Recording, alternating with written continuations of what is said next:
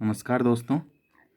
आज हम Indian history का पार्ट भक्ति आंदोलन जो Rajasthan police constable SI first grade सबके लिए बराबर उपयोगी है और एनटीपीसी रेलवे की जितनी भर्तियां उनके लिए उपयोगी है। भक्ति आंदोलन में मोक्ष मार्ग के लिए हिंदुओं में 3 पद बताए गए: कर्म, ज्ञान और भक्ति। कौन कौन से? कर्म, ज्ञान और भक्ति। कर्म का मार्ग बताया गया श्रीमद् भगवत गीता में। कर्म का मार्ग कहाँ बताया गया है? श्रीमद् भगवत गीता में। ज्ञान का मार्ग कहाँ बताया गया है? उपनिषद में। उपनिषद के अतिरिक्त कहाँ बताया गया है? जो शंकराचार्य हैं, शंकराचार्य के जितने भी ग्रंथ हैं, दर्शन हैं, उनमें क्या बताया गया है? उपनिषद और शंकराचार्य ग्रंथ में क्या बताया गया है? ज्ञान का मार्ग बताया गया है मोक्ष के लिए। मोक्ष के लिए कर्म का मार्ग भगवत गीता में, मोक्ष के लिए ज्ञान का मार्ग उपनिषद और शंकराचार्य के ग्रंथों में, और भक्ति का मार्ग 14वीं शताब्दी में भक्ति का मार्ग भक्ति आंदोलन के तहत मोक्ष के लिए बताया गया। भक्ति आंदोलन के तहत 14वीं शताब्दी में मोक्ष का मार्ग बताया गया। भक्ति का प्रथम उल्लेख कहाँ मिलता है?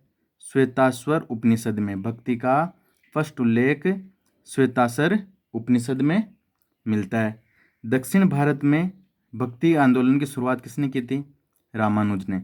दक्षिण भारत में भक्ति आंदोलन की शुरुआत रामानुज में की, और रामानुज के बाद में उत्तर भारत में इसको लाने का श्रेय किसको है? भक्ति आंदोलन को उत्तर भारत में लाने का श्रेय किसको जाता है? रामानंद जी को। किसको जाता है?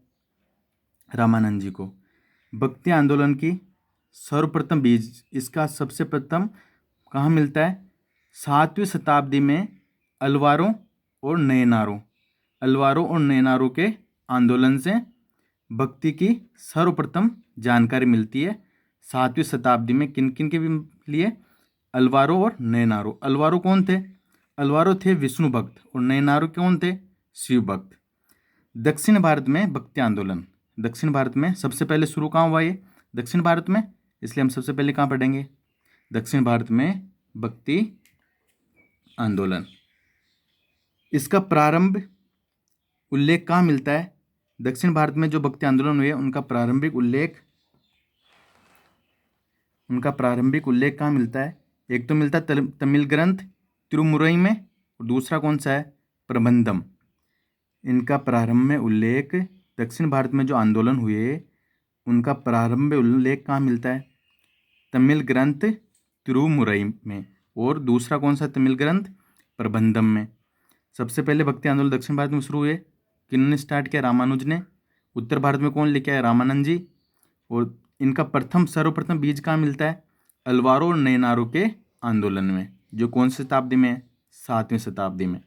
लेकिन इसका प्रथम उल्लेख किस ग्रंथ में मिलता है? तो ये मिलता है तमिल ग्रंथ तिरुमुरई में, और दूसरा ग्रंथ कौन सा है? ये भी तमिल ग्रंथ है, प्रबंधम में। अब यहाँ जब ये भक्ति आंदोलन स्टार्ट नहीं हुआ, उससे पहले मालबार तट में इस्लाम का आगमन हुआ। मालबार तट पे किसका आगमन हुआ? इस्लाम धर्म का आगमन हुआ। और वहाँ एक उल्लेख मिलता है चेरामन पेरुमल। मालबार तट के शासक थे वो चेरामन पेरुमल। कौन थे? चेरामन पेरुमल, मालबार तट के शासक। ये पहले व्यक्ति हैं जिनका उल्लेख मिलता है कि इन्होंने क्या स्वीकार कर लिया था? इस्लाम धर्म स्वीकार कर लिया था। चेरामन पेरुमल ने कौन सा धर्म स्वीकार कर लिया? इस्लाम धर्म स्वीकार कर लिया। इसके प्रमाण मिलते हैं। और इन्होंने क्या किया है? हज यात्रा भी की है। अरब मार्ग से हज यात्रा भी किसने की है? चेरामन पेरुमल। ये कहाँ के शासक थे? मालबार तट के शासक थे, और इन्होंने इस्लाम धर्म स्वीकार किया। इसके प्रमाण मिलते हैं। हमने बताया पहले विष्णु भक्त कौन थे? अलवार। और शिव भक्त कौन थे? नयनारों या नयनार। अब ये याद नहीं रहे, अगर कन्फ्यूजन रही इनमें तो आप शिव भक्त को याद करो। नयन किसके एक्स्ट्रा? शिव जी के हैं, तो नयनारों कौन हो गए? शिव भक्त। और बच गए अलवार, जो कौन हो गए? विष्णु भक्त। अब अलवार का अर्थ क्या होता है? सबसे पहले हम अलवार पढ़ेंगे, फिर क्या पढ़ेंगे? नयनार। अलवार का अर्थ क्या होता है? ज्ञानी व्यक्ति। अलवार का अर्थ क्या होता है? ज्ञानी व्यक्ति। अलवार जो संत थे अलवार संत वो क्या थे? एकेश्वरवादी थे। जो एक ईश्वर में विश्वास करते हैं वो क्या होते हैं? एकेश्वरवादी। इनका अर्थ क्या होता है? अलवार का अर्थ याद रखना, इंपॉर्टेंट क्वेश्चन है। ज्ञानी व्यक्ति। और अलवार संत कौन थे? एकेश्वरवादी। कुल अलवार संतों की संख्या कितनी थी? 12। कुल अलवार संतों की संख्या कितनी थी? 12। कौन कौन से? पोईगई, बुत्तार, पेलवार, तिरुमल्लीराई अलवार, नम्मालवार, मधुर कवि, कुलशेखर, पेरियालवार, अंडाल, तोरण दिप्पोड्डी, तिरुपन्नान और तिरुमगई। याद रखना है। वापस, कितने थे अलवार संत? 12। पहला कौन है? पोईगई। दूसरा कौन है? बुत्तार। तीसरा कौन है? पेयलवार। चौथा कौन है? तिरुमल्लीराई अलवार। तिरुमल्लीराई अलवार। पांचवा कौन है? नम्मालवार। छठा मधुर कवि। सातवां कुलशेखर। आठवां पेरियालवार। नौवां अंडाल। 10वां तोरण दिप्पोड्डी। 11वां तिरुप्पान और 12वां तिरुमगई। अब इसमें इम्पोर्टेंट कौन है? अंडाल। अंडाल क्यों इम्पोर्टेंट है? क्योंकि एकमात्र स्त्री अलवार संत कौन थी? अंडाल। अंडाल कौन थी? स्त्री संत। अलवार संतों में एकमात्र अंडाल ही ऐसी है जो कौन थी? स्त्री थी। इनमें से पहले 4 पोईगई, बुत्तार, पेलवार और तिरुमल्लीराई अलवार। कौन कौन? पोईगई, बुत्तार, पेलवार, तिरुमल्लीराई अलवार। ये कौन थे? ये पल्लव देश के थे। कहाँ से थे? दक्षिण भारत में पल्लव देश से थे। कहाँ से थे? पल्लव देश से। इसमें जो कुलशेखर है, कौन? कुलशेखर, ये कहाँ से थे? चेर देश से। कहाँ से? चेर देश से। इसके बाद नम्मालवार, मधुर कवि, पेरियालवार और अंडाल। नम्मालवार, मधुर कवि, पेरियालवार, अंडाल। पहले 4 कहाँ से हो गए? पल्लव देश से। कुलशेखर कहाँ से हो गए? चेर देश से। और नम्मालवार, मधुर कवि, पेरियालवार और अंडाल ये कहाँ से हो गए? पांडे देश से। कौन से देश से? पांडे देश से। तोंडरदिप्डी, तिरुप्पान और तिरुमगई ये कौन से देश से थे?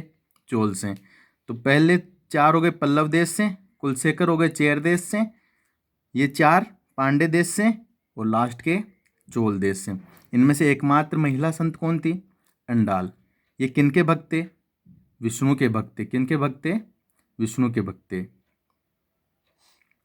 और अंडाल ने विष्णु भक्ति में स्वप्न में देखा था कि इनका विवाह किससे हुआ है? विष्णु से। अलवार संत कौन होते थे? विष्णु भक्त। और नैनार संत कौन होते थे? नैनार संत कौन होते थे? शिव भक्त।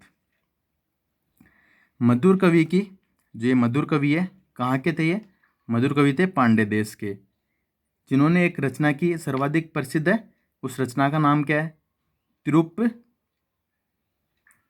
तिरुप्पलाड्डू। क्या नाम उसका? तिरुप्पलाड्डू। अंडाल के बारे में पढ़ लिया हमने। ये क्या थे? एकमात्र महिला संत थी। कुलशेखर जो चेर देश से थे, कुलशेखर चेर देश से, तो वो क्या थे? मालबार तट के राजा थे। ये कुलशेखर भी क्या थे? मालबार तट के राजा थे, जिन्होंने बाद में राजपद त्याग कर भगवत भक्ति को अपना लिया। जो ये कौन? कुलशेखर थे, चेर देश से थे और चेर देश में मालबार तट के राजा थे, जिन्होंने बाद में भक्ति मार्ग अपना लिया और राजपाट त्याग दिया। धन्यवाद। ऐसे ही हम भक्ति आंदोलन को आगे बढ़ाएंगे। और आगे कौन पढ़ेंगे? नैनार संतों को। Thank you.